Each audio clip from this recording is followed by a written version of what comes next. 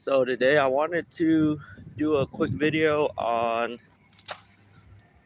something I noticed isn't that widely talked about on YouTube. And it's brought up a lot. Like it's brought up a whole lot when it comes to uh, what producers and engineers like to call sonics.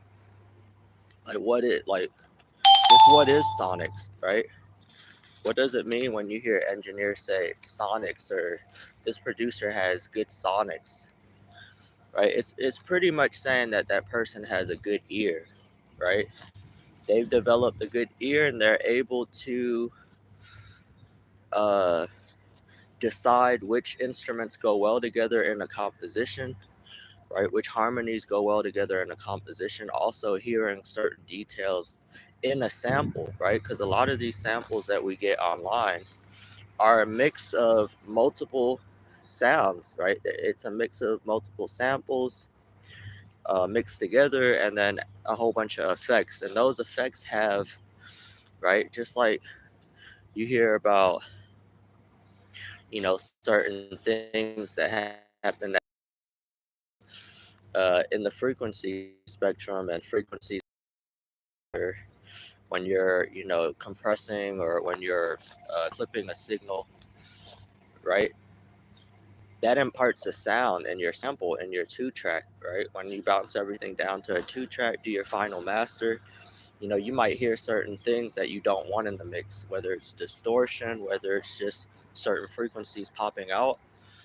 And some of those frequencies, when you're first starting off, you might not be able to hear, or you're not conscious of them, right?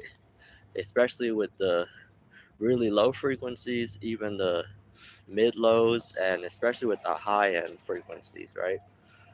So that's just something we wanted to break down today is, okay, what does it mean when an engineer says sonics? And that's basically it, right? Just a good ear to distinguish certain sounds on the frequency spectrum. Also a good ear when it comes to sampling, when it comes to choosing sounds in a composition, whether it's choosing sounds or taking sounds out, because you might get a project where the production's already finished, right?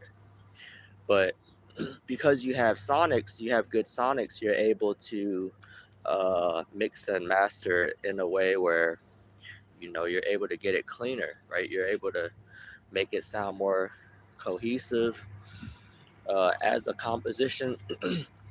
You got to think of it as, if you're a producer or a sound engineer, as being kind of like the band director, right? Because in marching band, you have the band director, and then under the band director on the field, you have your, the ones that are keeping tempo. It's been a long time since I've been in bands, so forgive me, I forgot.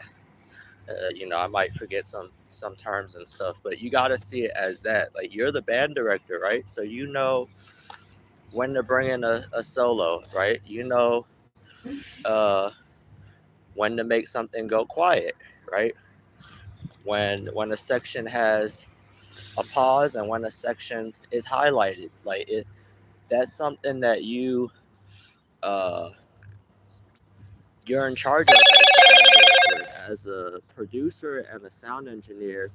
You kind of sit in that seat, right? With the artist, of course, because you're trying to make the artist, their vision kind of pop out and come to life, right? You're trying to give it that emotion and you're trying to give it that polish and sheen to where when it's played on the radio and it's played on certain devices, it sounds just as good as any other thing on the radio. But that's basically sonics for you, right?